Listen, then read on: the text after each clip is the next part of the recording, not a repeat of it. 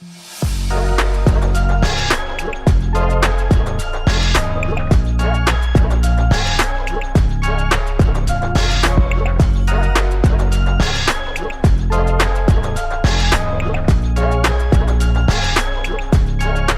be brave and bold, for me, that is never allowing my obstacles to overcome me, but rather using those as stepping stones. So walking in my true, authentic self, however flawed that may be, and just being confident in who I am. As women, we really need to empower each other, and we need to support each other, and it really makes it so that we can all do what we need to do to get ahead in life. So I would encourage you all to be bold, be brave, take 5 seconds, give yourself a pep talk, and just get up and do it. It's about building those relationships, making sure that you have those connections, and being supportive for one another. And I've just seen the generosity and the selflessness of my sister friends that are just there to help me in my movement. Just being fearless, not afraid to take risks, getting comfortable being uncomfortable, and I strive to do that all the time. You're brave and bold for any of us is to do something you really want to do, but you just are afraid to.